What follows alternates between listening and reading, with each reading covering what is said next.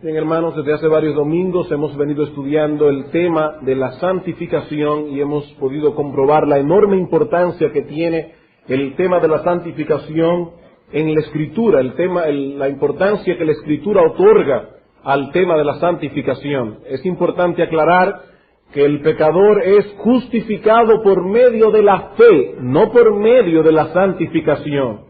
Somos justificados por medio de la vida, muerte, resurrección de nuestro Señor Jesucristo. Al pecador depositar su fe en Él, es redimido, es perdonado. No somos salvos por nuestra santidad personal, ya que en nuestro estado no regenerado no poseemos ningún tipo de santidad.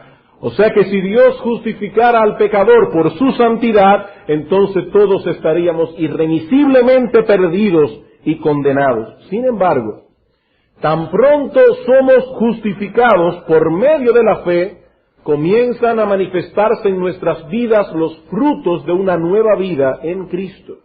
Tan pronto como somos justificados, somos santificados. El dominio del pecado es roto, es quebrantado en nuestras vidas, de manera que ahora el pecado continúa siendo nuestro enemigo, pero ya no es más nuestro rey. Nadie, absolutamente nadie puede clamar estar vivo espiritualmente si las marcas de esa nueva vida no se manifiestan en él. Por eso el autor de los Hebreos dice tan tajantemente que sin santidad nadie verá al Señor. Porque sin santidad no hay justificación. Una persona que no ha sido santificada, no ha sido justificada. Y una persona que no ha sido justificada, nunca verá el rostro de Dios. Sin santidad, nadie, absolutamente nadie verá al Señor. Eso no quiere decir que el creyente ya no tiene nunca más problemas con el pecado, no. El pecado continúa morando en nosotros, el pecado continúa luchando con nosotros. Y todos los cristianos verdaderos tienen una lucha diaria contra el pecado que permanece en él.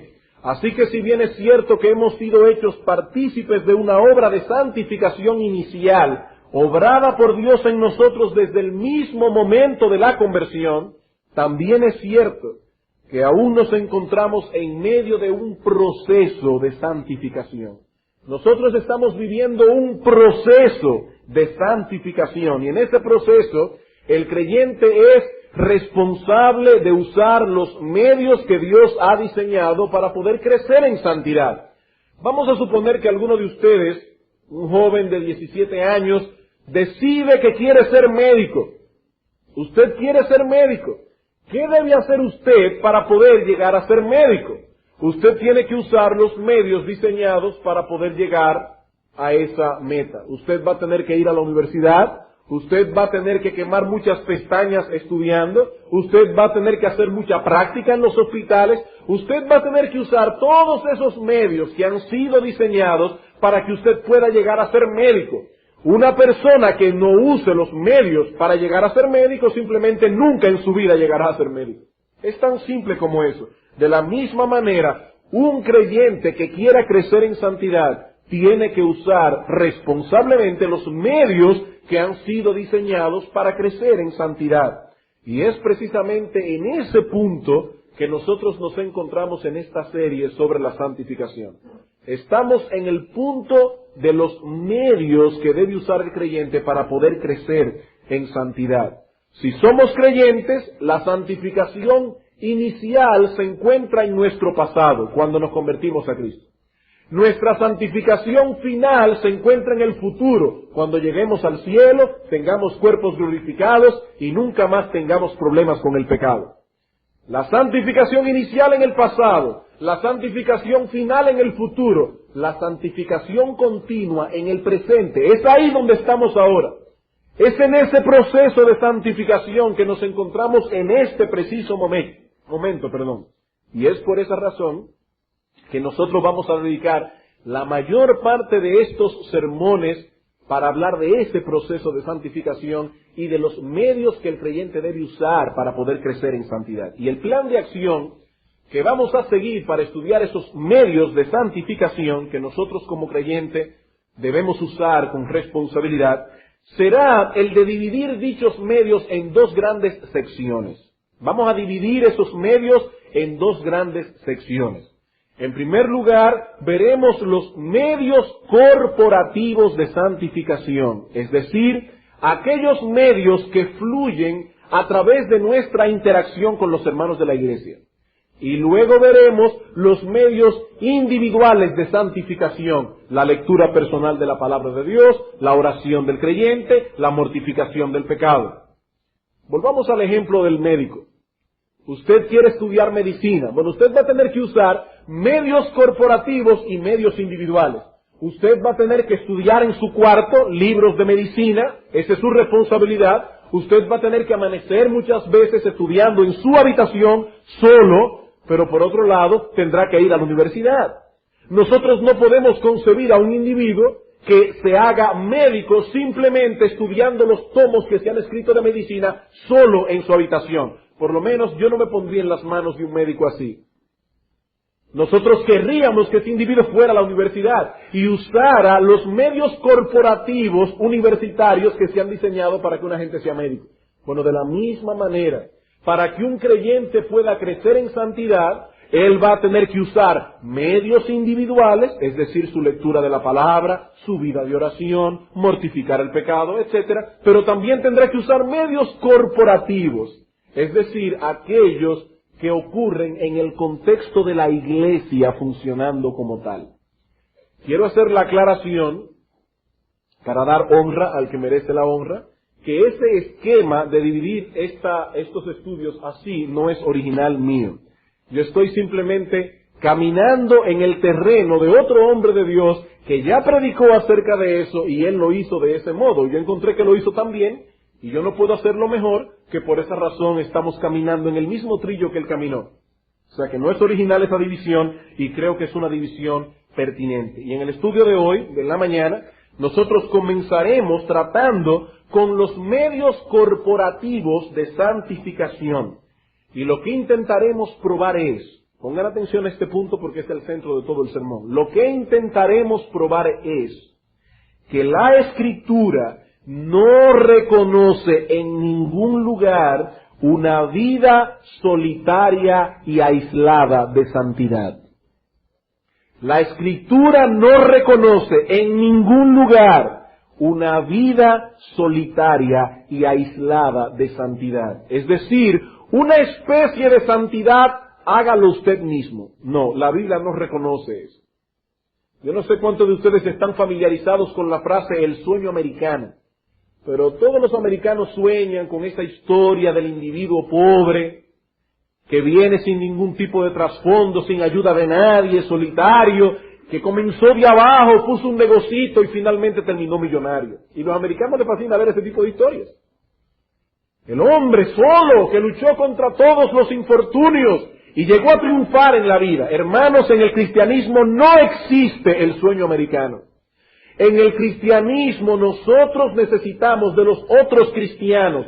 No existe una vida aislada y solitaria de santidad. Algunos deben estar pensando algunos ejemplos de la Escritura de hombres que viviendo en aislamiento lograron crecer en santidad. Ahí tenemos el ejemplo de Elías. El profeta Elías fue un hombre solitario, no tenía la ayuda del resto del pueblo de Dios y sin embargo el profeta Elías pudo desarrollarse y pudo crecer en santidad. Pero hermanos, esas son las excepciones que confirman la regla. Esos son los casos extraordinarios.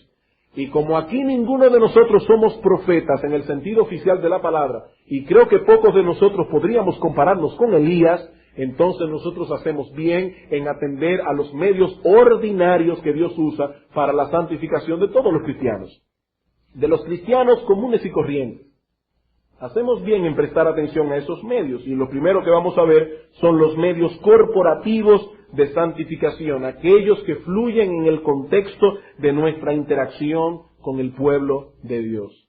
Pero hermanos, penosamente la Iglesia de Cristo ha sufrido muchas transformaciones en este siglo. Y una de esas transformaciones es que la Iglesia de hoy minimiza la importancia de ella misma.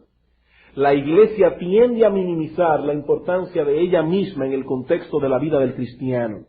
Y por eso lo primero que vamos a hacer en esta mañana es probar o demostrar bíblicamente la enorme importancia que realmente poseen los medios corporativos de santificación. Y para ello vamos a seguir dos líneas de pensamientos. En primer lugar, nosotros vamos a ver en la Escritura que cuando alguien es unido salvíficamente a Cristo, es igualmente unido a su cuerpo. Para probar la importancia de los medios de santificación corporativos, vamos a ver en primer lugar que cuando alguien es unido salvíficamente a Cristo, es igualmente unido a su cuerpo. Ustedes recuerdan, hermanos, cuando estudiamos la doctrina de la justificación por la fe, que decíamos que el creyente es justificado en virtud de su unión con Cristo. El apóstol Pablo nos dice que los creyentes hemos sido sepultados juntamente con Cristo en Romanos 6 y que hemos resucitado juntamente con Él. Tal cosa es un misterio. No podemos entender la plenitud, pero es una realidad. El creyente ha sido unido vitalmente a Cristo. Y es en virtud de esa unión que tenemos en Cristo que recibimos todos los beneficios de la obra salvífica de Cristo. Pero hermanos, esa es únicamente una parte de la verdad. Esa es únicamente una parte de la verdad. Así como la Escritura enseña que nosotros hemos sido unidos a Cristo, la Escritura también enseña que hemos sido unidos a su pueblo, que hemos sido unidos vitalmente a su cuerpo, que es la iglesia. Vamos a 1 Corintios, capítulo 12. 1 Corintios, capítulo 12. La iglesia de Corinto estaba atravesando un serio problema de división en torno al uso y al abuso de los dones espirituales. La iglesia de los Corintios estaba enfrentando serios problemas en torno al uso y al abuso de los dones espirituales. Algunos hermanos en la iglesia se sentían superiores a los demás porque tenían dones que los otros no tenían. Mientras otros hermanos de la iglesia se sentían al menos de aquellos hermanos que tenían dones extraordinarios, además de que ellos sentían envidia de los dones de los otros. Hermanos que decían, oh, si yo pudiera tener los dones que tiene fulano de tal. Oh, si yo pudiera pararme los domingos en la mañana a predicar en la iglesia. Así que habían hermanos que se sentían superiores y otros que sentían envidia, se sentían al menos. Y para corregir este mal, Pablo compara la iglesia con la figura del cuerpo humano, para ilustrar que así como en el cuerpo humano hay muchos miembros distintos, todos esos miembros forman una unidad que se llama el cuerpo humano. Nosotros tenemos 2 brazos, tenemos 2 ojos, los ojos son distintos a los brazos, ¿verdad que sí? Sin embargo, los brazos, los ojos, la cabeza, el cuerpo, todo eso hace el cuerpo humano. Dice Pablo en 1 Corintios 12, 12 y 13, que así es la iglesia, porque así como el cuerpo es uno y tiene muchos miembros, pero todos los miembros del cuerpo, siendo muchos, son un solo cuerpo, así también Cristo. Porque por un solo espíritu fuimos todos bautizados en un cuerpo, sean judíos o griegos, sean esclavos o libres, y a todos se nos dio a beber de un mismo espíritu. El cuerpo humano está compuesto de diversos miembros, y todos son distintos entre sí. Aun aquellos que son pares, hermanos, la oreja izquierda no es exactamente igual a la oreja derecha. La mano izquierda no es exactamente igual a la mano derecha. Todos los miembros del cuerpo son distintos entre sí, pero todos juntos hacen una unidad que se llama el cuerpo humano. Pablo dice, exactamente es eso lo que sucede con la iglesia de Cristo. Desde el momento de nuestra conversión hemos sido introducidos dentro del cuerpo de Cristo, que es la iglesia. Y cuando hablamos de la iglesia, para que nadie se confunda, no estamos hablando de la iglesia universal. Hay personas que les fascina la iglesia universal. Ay, yo soy parte de la iglesia universal, porque en la iglesia universal no hay pastores que ponen en disciplina a nadie. En la iglesia universal nadie amonesta a nadie. Es muy bueno ser parte de la iglesia universal. Pero hermanos, cuando el apóstol Pablo está hablando en 1 Corintios 12, 13 y 14 de la iglesia, está hablando de la iglesia local. ¿Y cómo sabemos que está hablando de la iglesia local? Vamos a seguir leyendo, versículo 15. Si dijere el pie, porque no soy mano, no soy del cuerpo, ¿por eso no será del cuerpo? Y si dijere la oreja, porque no soy ojo, no soy del cuerpo, ¿por eso no será del cuerpo? Y si todo el cuerpo fuese ojo, ¿dónde estaría el oído? Y si todo fuese oído, ¿dónde estaría el olfato? Lo que Pablo está planteando aquí es que nadie puede pensar que no necesita de la administración de otro hermano dentro de la iglesia local. O pensar que podríamos servir al Señor más efectivamente si tuviésemos los dones de otro hermano. O si yo sería más activo en la iglesia, si al menos yo tuviera los dones de fulano de tal. Pablo dice, no. El ojo no puede decir, oh, si yo fuese oído. El oído no puede decir que no necesita el ojo. Todos en la iglesia local nos necesitamos mutuamente. Versículos 26 y 27. De manera que si un miembro padece, todos los miembros se duelen con él. Pero hermanos, ¿cómo puede un cuerpo dolerse de un miembro que no conoce? Si aquí Pablo estuviese hablando de la iglesia universal, este texto no tendría sentido, porque ¿cómo yo puedo dolerme de un chino, hermano mío en Cristo, que está enfermo en este momento, si yo no conozco a ese chino? Y yo no sé qué está padeciendo, ni sé lo que está sufriendo. Pero cuando un hermano de nuestra iglesia local está enfermo y está sufriendo, nosotros podemos dolernos con él. Así que el apóstol Pablo está hablando en 1 Corintios 12 de la iglesia local, no de la iglesia universal. Vemos lo mismo en Efesios capítulo 2. Efesios capítulo 2. Recuerden, hermanos, lo que estamos tratando de probar. Estamos tratando de probar que cuando una persona se convierte a Cristo, no solo es unida a Cristo, sino también a su iglesia local. Efesios capítulo 2, versículo 17 al 22, dice que Cristo vino y anunció las buenas nuevas de paz a vosotros que estabais lejos y a los que estaban cerca. No puedo ceder a la tentación de decir algo de este texto que no tiene nada que ver con el sermón de hoy. Pero hermanos, ¿cuándo Cristo le predicó el Evangelio a los hermanos de Éfeso? Porque aquí dice que Cristo vino y anunció las buenas nuevas de paz a vosotros que estabais lejos. ¿Cuándo Cristo le predicó el Evangelio a los efesios si Cristo nunca salió de Palestina? Hermanos, ese texto habla de la grandeza y la importancia de la predicación de la palabra de Dios por los hombres que Dios ha instituido para predicar su palabra. Lo que Pablo está diciendo allí es que cuando los evangelistas llegaron a Éfeso, aquellos evangelistas puestos por Dios para predicar la palabra de Dios, y predicaron el Evangelio a esos efesios, era Cristo quien estaba llevando la palabra predicada por estos hombres al corazón de esos inconversos. Era Cristo. Y podemos decir con toda propiedad que Cristo vino y anunció el Evangelio a esos hombres que nunca lo vieron personalmente.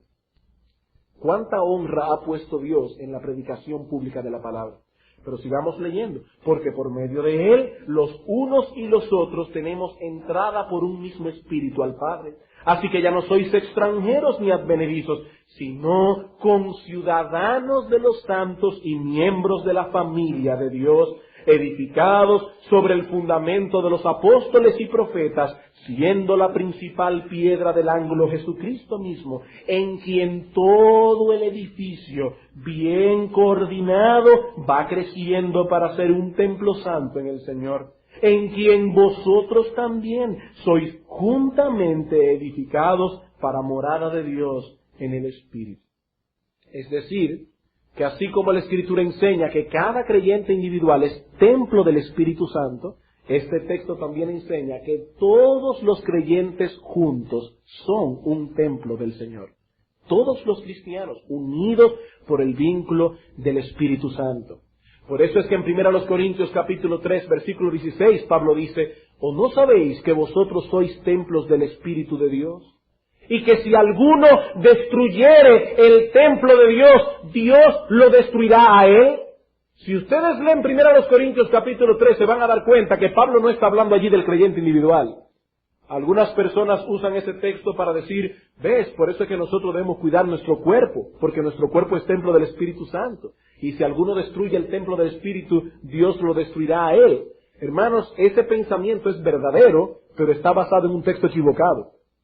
Cuando Pablo dice, si alguno destruyere el templo de Dios, está pensando en la iglesia local. Si alguno atenta contra la iglesia de Dios, la iglesia local, Dios mismo se encargará de destruirlo a él, porque la iglesia de Dios es sumamente importante a los ojos de Dios. Eso es lo que enseña 1 Corintios capítulo 3. Hermanos, estamos viviendo una generación muy individualista. Tendemos a pensar mayormente en términos individuales. Nadie quiere que uno se meta con nadie. Pero tenemos que entender que tan pronto nos convertimos a Cristo, Dios nos unió inseparable y vitalmente a su pueblo. A su pueblo. Ese es el énfasis que vemos vez tras vez en el libro de los Hechos. Veamos Hechos capítulo 2. Hechos capítulo 2. Un texto que, por cierto, a partir del sermón próximo comenzaremos a estudiar con mucho más detalle. Aquí tenemos la prédica del apóstol Pedro en el día de Pentecostés. Un sermón poderoso, inspirado por el Espíritu Santo. Y dice el apóstol en el versículo 37, al oír esto se compungieron de corazón y dijeron a Pedro y a los otros apóstoles, varones hermanos, ¿qué haremos? Pedro les dijo, arrepentíos y bautícese cada uno de vosotros en el nombre de Jesucristo para perdón de los pecados y recibiréis el don del Espíritu Santo. Porque para vosotros es la promesa y para vuestros hijos y para todos los que están lejos, para cuantos el Señor nuestro Dios llamare. Y con otras muchas palabras testificaba y les exhortaba diciendo, sed salvos de esta perversa generación. Ahora noten, así que los que recibieron su palabra fueron bautizados, y se añadieron aquel día como 3,000 personas. ¿Se añadieron a qué? Se añadieron a la iglesia. Por eso noten de inmediato cómo el Lucas comienza a narrar la vida corporativa, no individual, de estos nuevos convertidos. Dice aquí, versículo 42, y perseveraban, y la idea es, y perseveraban unánimes, ¿en qué cosa? ¿En los devocionales personales? ¿En la oración individual? ¿En la lectura personal de la palabra? No. Perseveraban unánimes juntos en la predicación apostólica, la doctrina de los apóstoles, en la comunión unos con otros, en el partimiento del pan y en las oraciones corporativas. Inmediatamente se forma la iglesia, lo primero que el Espíritu Santo hace ver en su palabra es la vida corporativa de los hermanos en Cristo. La vida corporativa, no individual. Eso no quiere decir que los devocionales personales no son importantes. Más adelante vamos a hablar de eso con mucho más detalle. Pero aquí estamos hablando de que los medios corporativos de santificación vienen primero. Los medios corporativos de santificación vienen primero. Son muchas las herejías que los creyentes solitarios extraen de la palabra de Dios cuando la estudian solos en su casa. ¿Y dónde son corregidos? Son corregidos cuando viene la palabra de Dios predicada por hombres cualificados por Dios para ello. Así que los medios individuales de santificación dependen de los medios corporativos de santificación. Y sigue diciendo Lucas, versículo 44, todos los que habían creído estaban juntos, tenían en común todas las cosas, y vendían sus propiedades y sus bienes, y los repartían a todos según la necesidad de cada uno. ¿Significa esto que la iglesia primitiva era comunista? No era comunista por la sencilla razón de que Dios en ningún momento prohibió la propiedad privada. Y eso lo vemos en el resto de la palabra de Dios. Por eso dice Pablo a los ricos de este siglo, manda que sean dadivosos, que hagan buenas obras. No dice a los ricos de este siglo que den todo su dinero a la iglesia. Esto fue algo que surgió del corazón de los hermanos de la iglesia primitiva. Dios no lo pidió, pero ahí se ve el amor que ellos tenían por los otros hermanos que estaban presentes allí. Y perseverando unánimes cada día en el templo y partiendo el pan en las casas, comían juntos. Oiga bien, hermano, comían juntos con alegría y sencillez de corazón, alabando a Dios, teniendo favor con todo el pueblo, y el Señor añadía cada día a la iglesia los que habían de ser salvos. Lo mismo vemos en Hechos capítulo 4, versículo 32. Hechos 4:32. Y la multitud de los que habían creído eran de un corazón y una alma, y ninguno decía ser suyo propio nada de lo que poseían, sino que tenían todas las cosas en común. Vida corporativa de iglesia. Pablo ilustra perfectamente esta verdad. Ustedes recuerdan que el apóstol Pablo se convirtió cuando iba camino a Damasco, a perseguir a los cristianos. El Señor se le apareció como una luz brillante en el mediodía. ¿Y qué fue lo primero que hizo el Señor? Ahí está Pablo, convertido por una revelación directa del cielo.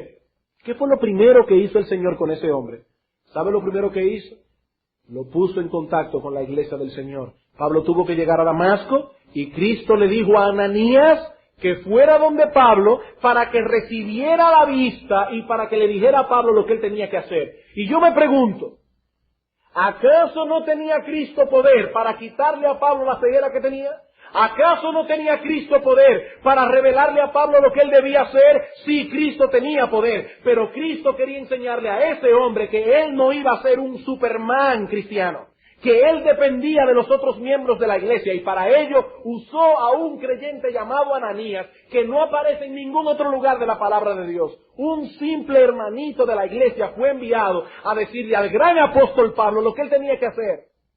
Y Pablo tenía que aprender una lección. Él no podía ser cristiano solo. Él necesitaba hasta los más humildes miembros de la iglesia del Señor.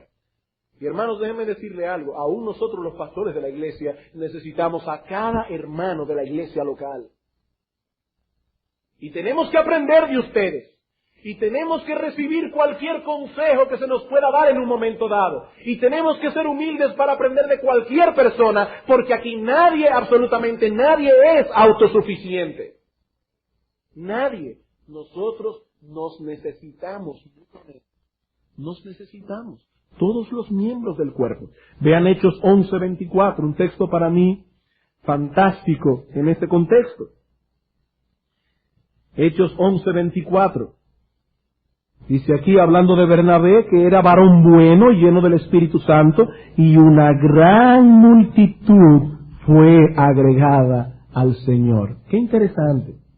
En algunos textos se nos dice que los nuevos cristianos eran añadidos a la iglesia. En este texto se nos dice que fueron añadidos al Señor. ¿Por qué esa diferencia de fraseología? Hermanos, porque ser añadidos al Señor es exactamente lo mismo que ser añadido a la iglesia. Ser añadido a la iglesia es exactamente lo mismo que ser añadido al Señor. No ser añadido a la iglesia es no ser añadido al Señor. Tan simple como eso. Son dos cosas sinónimas. Y recuerden, vuelvo y recalco, estamos hablando de la iglesia local, no de la iglesia universal. Yo nunca he visto una mano andando sola por ahí y diciendo, yo soy una mano universal, yo pertenezco a todos los cuerpos. No, hermano, cada mano pertenece a cada cuerpo, a su cuerpo. Y lo mismo sucede con la iglesia del Señor. Ese es el diseño de Dios para nosotros como creyentes. Debemos entender que seguimos siendo individuos, eso no lo negamos. Seguimos siendo individuos, pero ya no somos nunca más individualistas. Ahora somos parte de una familia, somos parte de un pueblo, de un cuerpo, de un edificio, y por tanto no podemos pretender desarrollarnos en nuestra santificación personal aparte de ese cuerpo. Hermanos, no podemos, sencillamente es imposible que un cristiano se desarrolle individualmente aparte de su unión con el cuerpo de Cristo. La segunda línea de pensamiento o argumentación que usaremos ahora es similar a la anterior. Ya vimos que cuando alguien es unido salvíficamente a Cristo, es igualmente unido a su pueblo. Ahora veremos en segundo lugar que los dones especiales de Cristo para la santificación de su pueblo son dados dentro de la iglesia y operan en el contexto de la iglesia. Repito eso otra vez. Los dones especiales de Cristo para la santificación de su pueblo son dados dentro de la iglesia y operan en el contexto de la iglesia. Si nosotros estudiamos cuidadosamente 1 Corintios capítulo 12, 13 y 14, que es donde el apóstol Pablo nos habla abundantemente acerca de los dones del Espíritu, veremos que tales dones son dados para la edificación del pueblo de Dios y en el contexto de la iglesia funcionando como tal.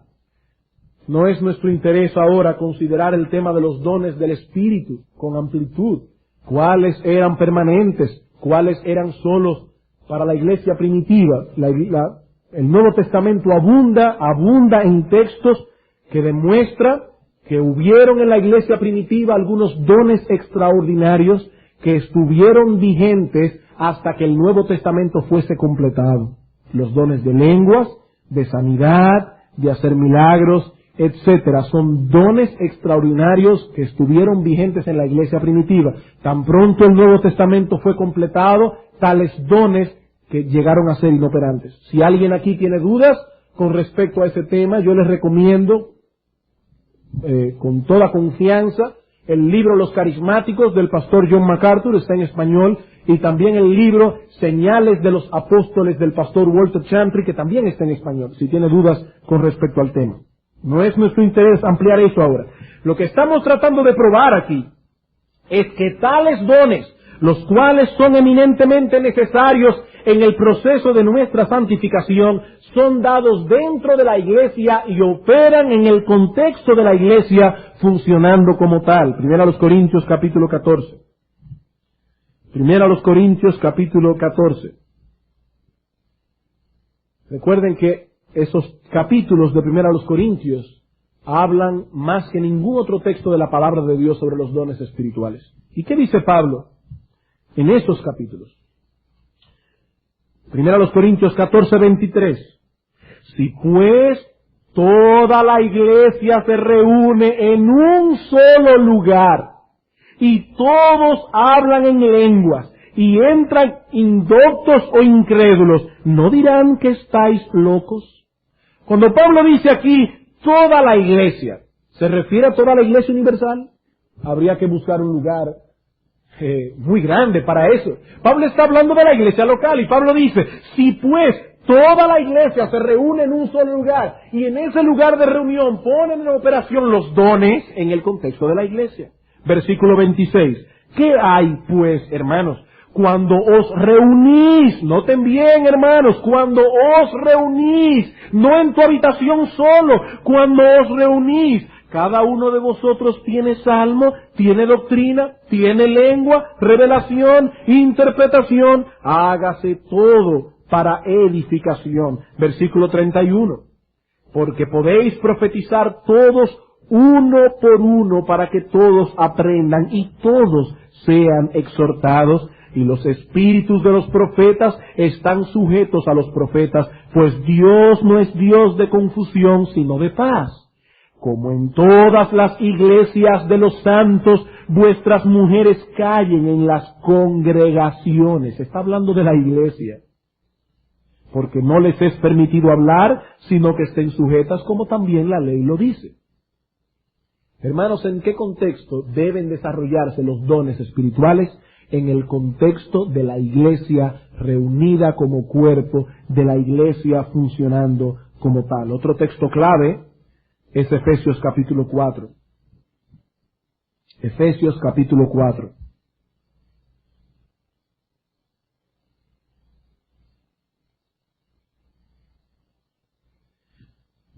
Este pasaje, este capítulo comienza con una exhortación a los creyentes a andar como es digno de su vocación. ¿Y cómo es el andar digno de un cristiano? Vean el versículo 1 en adelante.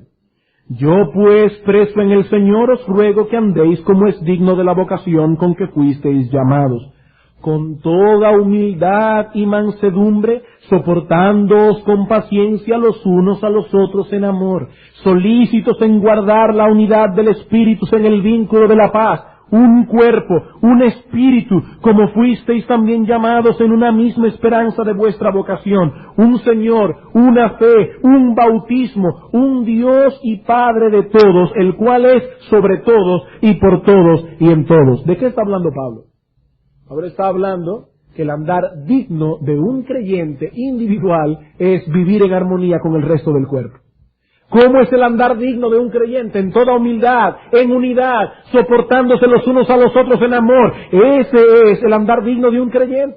Pero al igual que en 1 Corintios capítulo 12, 13 y 14, ahora Pablo, luego que nos ha hablado de la unidad del cuerpo de Cristo, ahora nos va a hablar de la diversidad que Cristo ha dado dentro de su misma iglesia. Versículo 7. Pero a cada uno de nosotros fue dada la gracia conforme a la medida del don de Cristo. Versículo 11. Él mismo constituyó a unos apóstoles, a otros profetas, a otros evangelistas, a otros pastores y maestros. Es decir, Cristo ha repartido diversidad de dones dentro de su iglesia. Y son precisamente la diversidad de dones lo que hacen la unidad del cuerpo de Cristo. Vamos a suponer que en el cuerpo humano hay 25 distintos miembros. Yo no sé cuánto hay, no puedo contarlo ahora. Una nariz, dos ojos, dos brazos. 25 miembros. Pero imagínense que usted coge 25 brazos y los une todos y los pega con tendones y todo. Eso sería un cuerpo. Eso no sería un cuerpo. Así que para que haya un cuerpo, tiene que haber unidad, pero en diversidad. O diversidad en unidad. Tienen que ser diversos miembros, pero todos unidos. Todos unidos. Porque si yo tomo todos esos miembros, 2 brazos, 2 ojos, 2 orejas, y lo pongo todo uno separado del otro, tampoco es un cuerpo. Tienen que estar unidos, pero tienen que ser diversos. Dice Pablo, el cuerpo de Cristo es uno solo, está unido, pero hay diversos dones dentro de ese cuerpo. Algunos son apóstoles, o eran apóstoles, ya los apóstoles murieron. Eran apóstoles, profetas, evangelistas, pastores y maestros.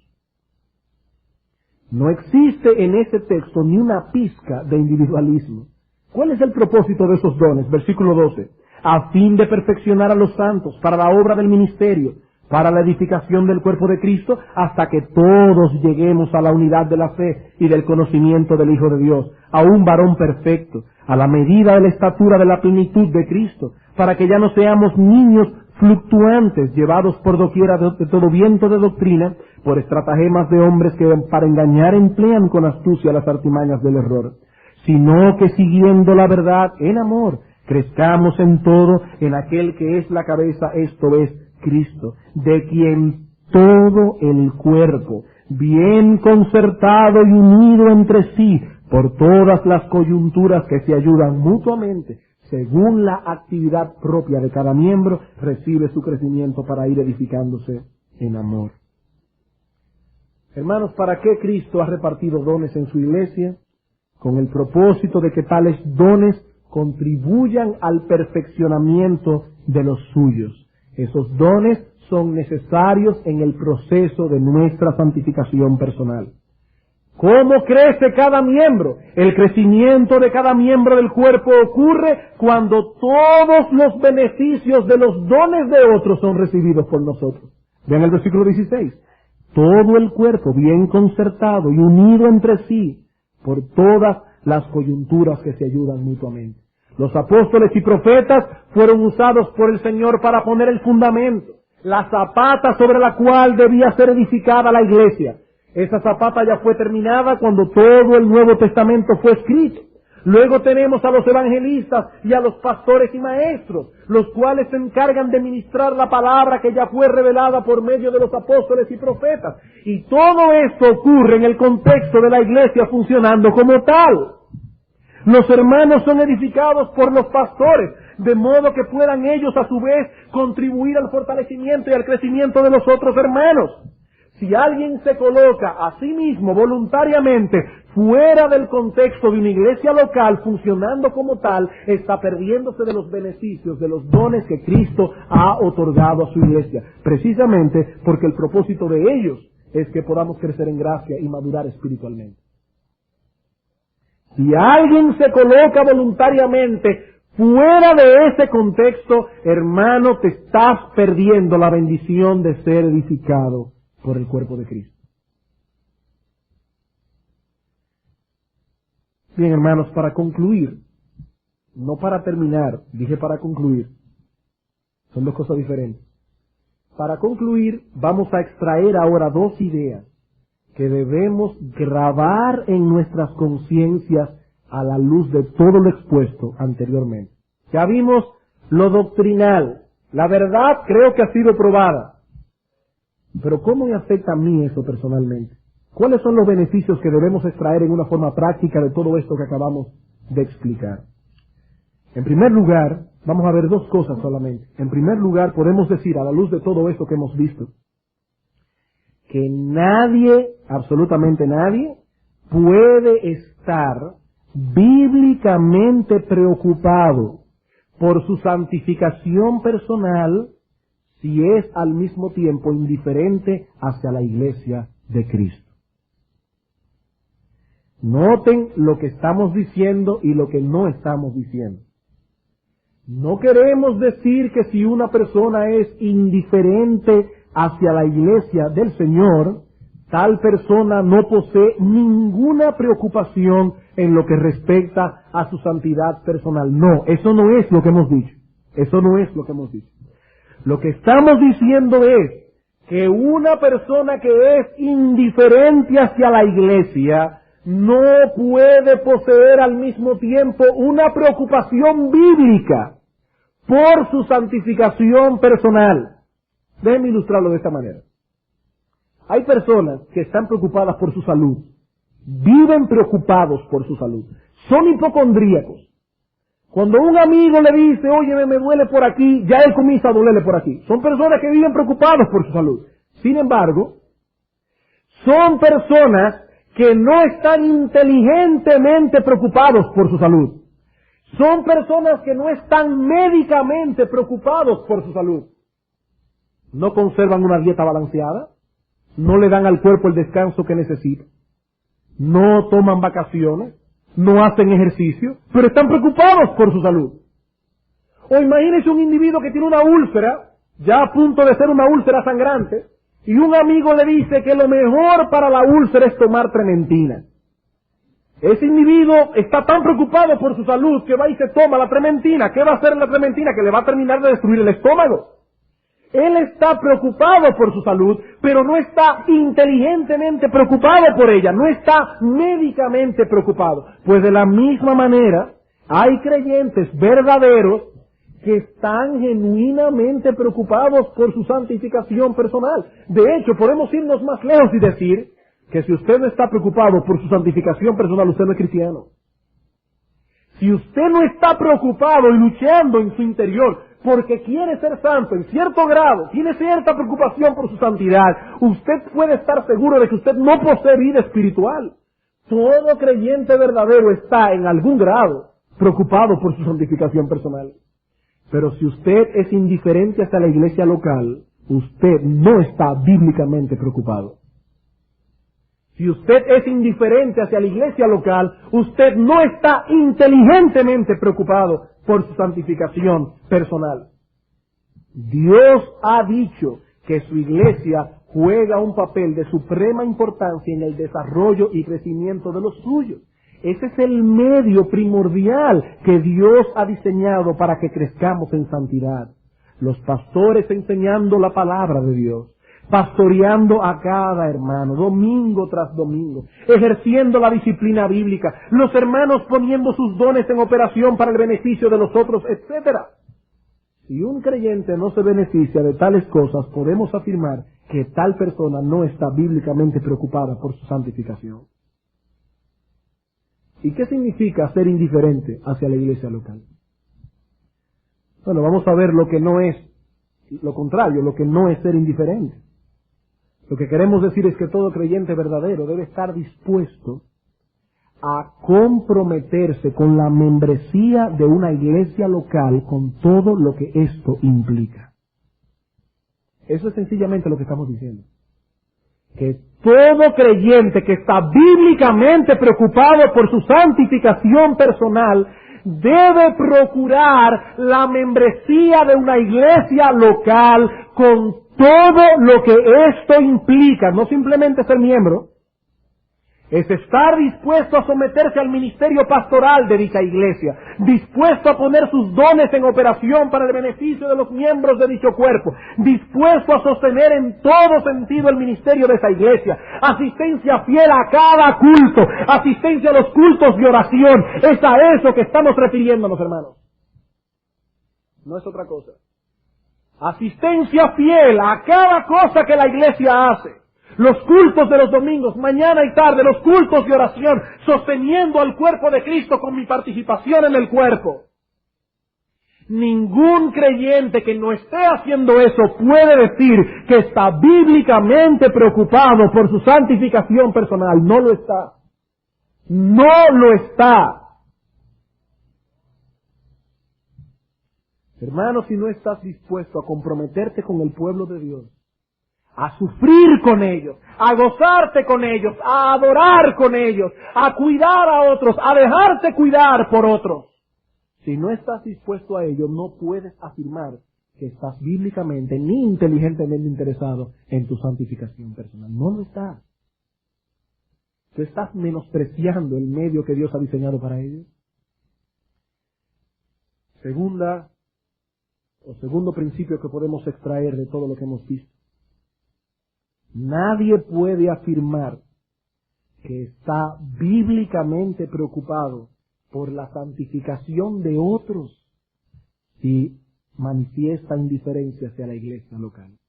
Nadie puede afirmar que está bíblicamente preocupado por la santificación de otros si manifiesta indiferencia hacia la iglesia local. Si eres indiferente hacia la iglesia de Cristo, estás siendo indiferente hacia el cuerpo de Cristo, hacia el pueblo de Cristo. En paréntesis, déjeme decirle que los pastores de esta iglesia estamos comprometidos de todo corazón con este principio que acabamos de mencionar. Por eso noten, hermanos, que hace mucho tiempo que esta iglesia local específica ha cortado con casi todos los ministerios que tienen que ver con nada fuera de la iglesia. ¿Saben por qué? Porque nosotros los pastores queremos ocuparnos de lo que hay aquí adentro. De hecho, hermanos, aún los pastores de esta iglesia local difícilmente, después de pensarlo bien, es que aceptan invitaciones para salir a predicar a otras iglesias. ¿Saben por qué? Porque Dios nos ha traído a predicar en esta iglesia local. Porque nosotros somos pastores de esta iglesia local, no de la iglesia universal, de esta iglesia local. Como dice el pastor John MacArthur, hay personas que les fascina, tienen 12 sacos y 12 sermones. Mes por mes están en una iglesia diferente. Son famosos. Hermanos, ese no es el ministerio que Dios ha trazado para su iglesia. El ministerio de la iglesia local se desempeña dentro de la iglesia local, por supuesto. Hay ocasiones en que es saludable, es sano, es bueno, es edificante tener esa comunión con otras iglesias hermanas, ir a exponer la palabra de Dios allí. Por eso en este púlpito se invitan otros predicadores que nosotros confiamos que van a predicar la palabra de Dios con verdad, como el pastor Oscar Aroche, el pastor Piñero y otros pastores que se han parado aquí en este púlpito y se pararán. Pero estamos hablando, hermanos, de que los pastores de esta iglesia estamos comprometidos de corazón delante del Señor a pastorear esta iglesia local y estamos más preocupados por la gente que está aquí adentro que por la gente que está allá afuera. No podemos hacer como esas madres que alimentan los hijos del vecino y desnutren sus propios hijos. Esa es nuestra preocupación, hermanos. Y es la preocupación que queremos sembrar en el corazón de cada miembro de esta iglesia local. Hermanos, la iglesia no es un juego. La iglesia no es un juego, la iglesia es el instrumento que Dios tiene en este mundo para la defensa, proclamación y sostén de su verdad. Por eso dice Pablo, cuando le escribió a Timoteo, dice, te escribo estas cosas, aunque tengo la esperanza de ir pronto a verte, para que si tardo, sepas cómo debes conducirte en la casa de Dios. Y no estaba hablando de la iglesia universal, estaba hablando de la iglesia local. En la iglesia del Dios viviente, que es columna y baluarte de la verdad.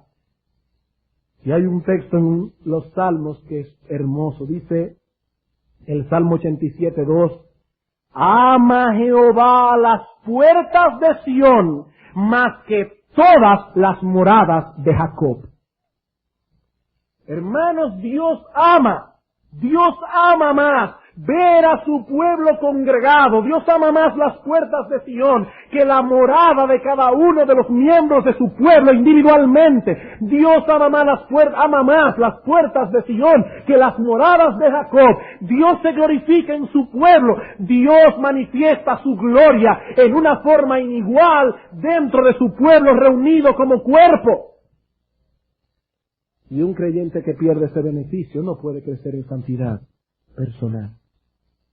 ¿Cómo funciona esto en la práctica? Esa pregunta trataremos de responderla a partir de los próximos sermones.